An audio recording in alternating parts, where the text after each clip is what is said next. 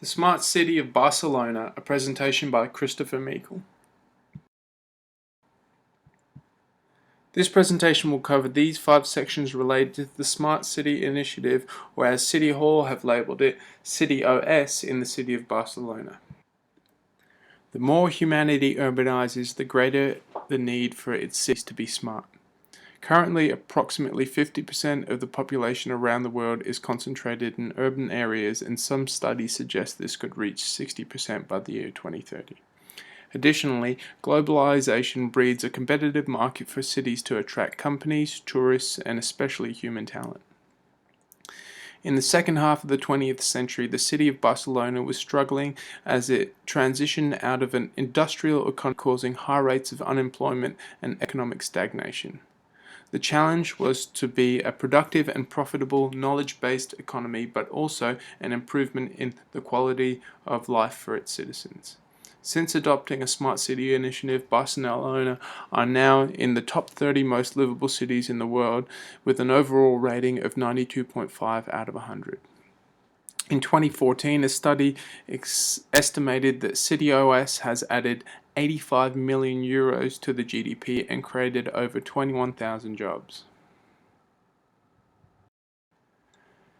When collecting city data, there are 2 main sources: environmental data from sensors around the city and governmental records data in municipal information systems. The main difference here is that these sensors were implemented with a smart city in mind, so collection was embedded in their system architecture, whereas on the other hand, data from governmental records are often siloed in different departments.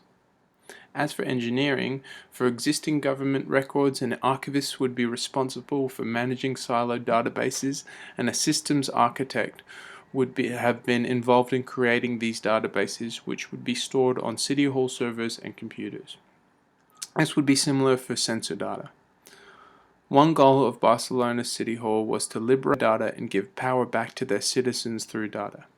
However, in doing this, a major governance consideration is privacy and regulation. In compliance with regulation,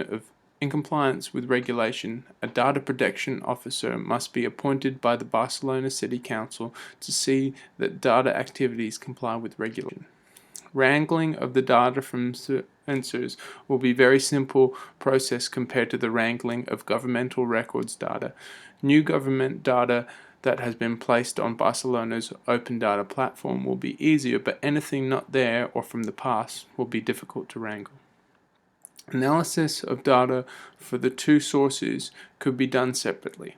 However, a smart city can really begin to gain new value when the data from the 2 different sources is analyzed together.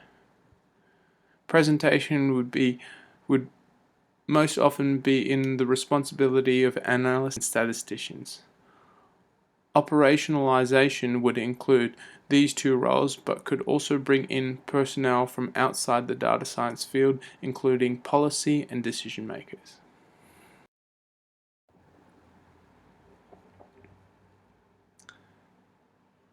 Here's a figure of this systems architecture from the Barcelona City Hall website.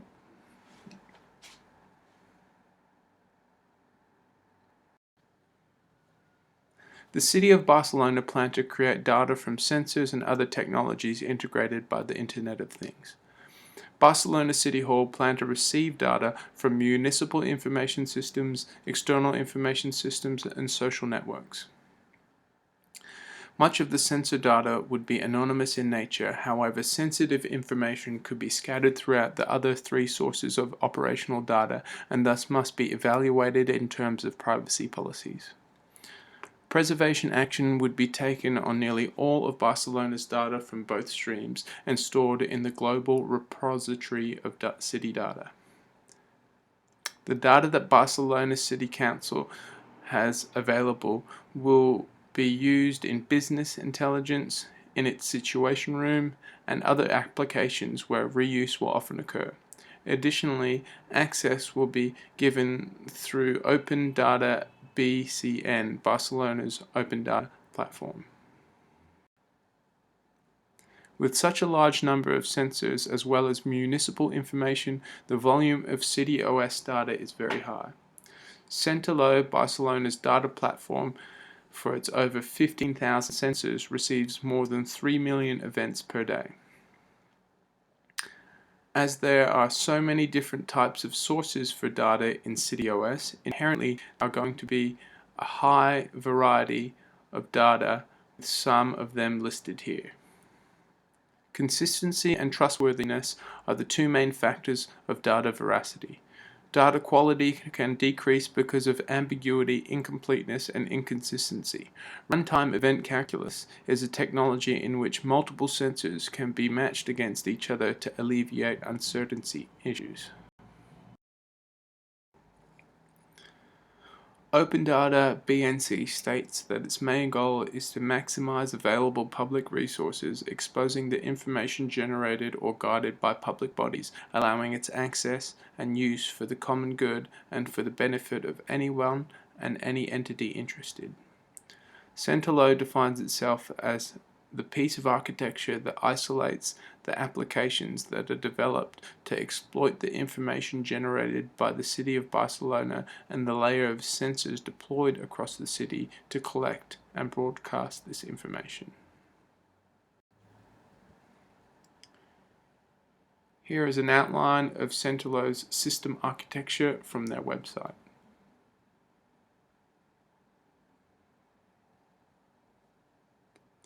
With the vast diversity of the cross-thematic data inherent to smart cities, there are a number of possible big data analysis techniques that could and would be used in conjunction with each other. Data pre-processing and integration, visualization, supervised learning, unsupervised learning, data reduction, and finding associated rules.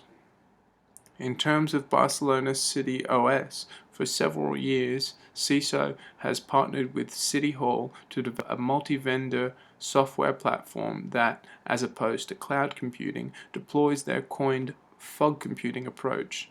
Compared to cloud computing, fog computing puts nodes much closer to devices if compared to centralized data centers, which is why they are able to provide instant connections.